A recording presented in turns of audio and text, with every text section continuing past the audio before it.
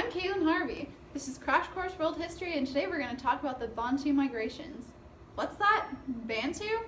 Okay, Carrie. The Bantu people lived in the area that is now the border between Nigeria and the Cameroons. A few thousand years later, they inhabited almost the entirety of sub-Saharan Africa. The migration of Bantu-speaking peoples was one of the most important migrations in history, having long-lasting effects on African culture, language, and environment. But how did this migration happen, and why? Why was it so significant?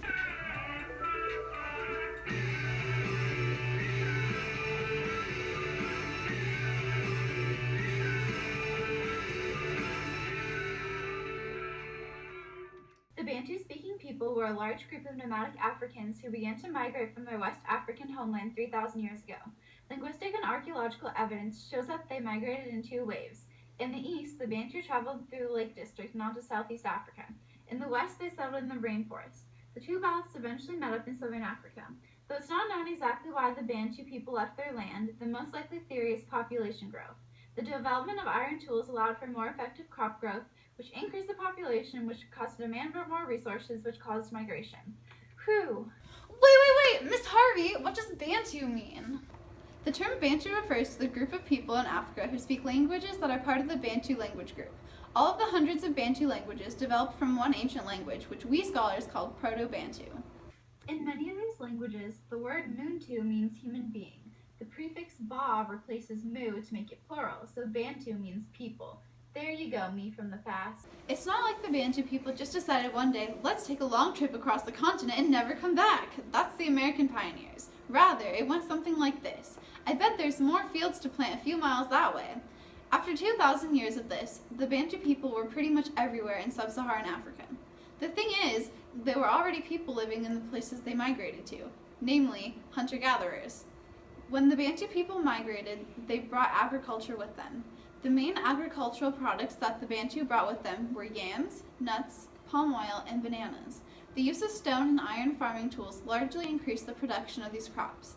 Once they began to produce more food, it led to a large population increase, which further led to the need to expand more. The use of iron tools allowed the Bantu to settle down and rely less on their previous nomadic style. Iron metallurgy and the use of iron tools was introduced to the rest of Africa through the diffusion of Bantu culture. As the Bantu reached new places and interacted with new communities of people, these people began to adopt the Bantu ways of life. This spread of ideas is known as cultural diffusion, and in this case, it specifically is called relocation diffusion because it occurred as the Bantu people traveled across Africa. The increase in the use of iron over stone tools was accompanied by an increase in food production. With iron tools, Africans were able to till and clear the land, which in turn allowed them to create a steady and sustainable agricultural system. As they left their nomadic lifestyles behind to pursue greater things, the Bantu opened new settlements organized by families and clans. In addition to their original migrations, the new settlements caused an unstoppable force of Bantu culture to diffuse into other existing African cultures. This diffusion led to the permanent loss of the majority of the cultures that the Bantu came in contact with. A major change came in the form of religion. The Bantu were a group of animistic believers. What is animism? Well, me from the past, animism is the belief that plants and other inanimate objects have souls, unlike you. Hey! Anyway, the Bantu spread their beliefs in smaller deities. Deities? Let's look this up. Deities, also deities. Would you look at that? They believed the deities, also deities, affected their daily life. They performed special rituals in order to maintain good crops. The Bantu were one of the few groups that had learned how to extract iron and make tools out of it. This was a very hard process that required the use of the land's natural resources. Extracting iron and forming it into tools was a chemical process that produced many greenhouse gases by heating charcoal and crushed ore in a furnace. The process left behind waste slag as well.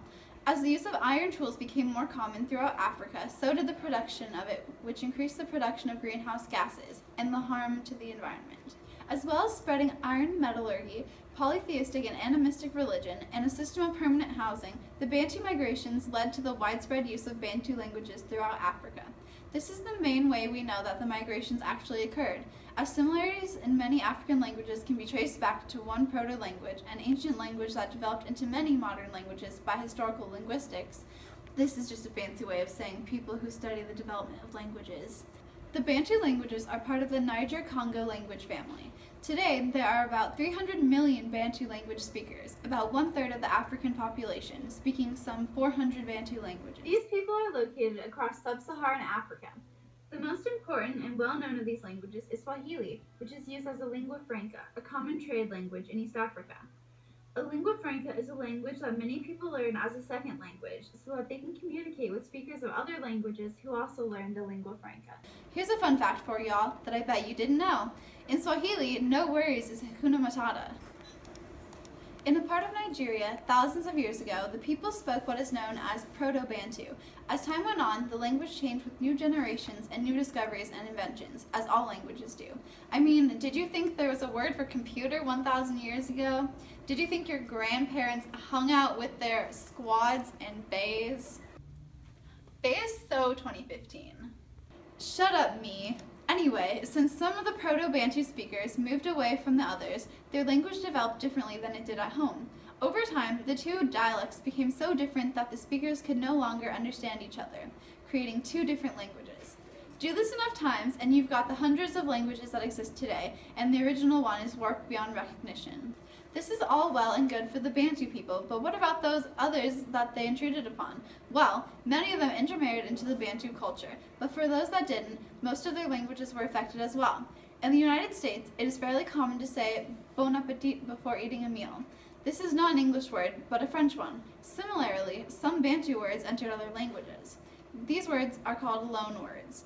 Bantu loanwords have been found in Malagasy and Austronesian language and Hausa and Afro-Asiatic language, for example.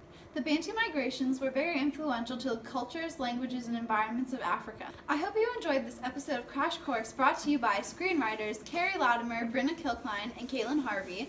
The following sources for information: Brynna, Kilcline, the teleprompter, Kaitlyn, Harvey, the animator, and a special thanks to Carrie Latimer, our videographer. This video is not produced or endorsed by John Green, Stan Muller, or the rest of the Crash Course team.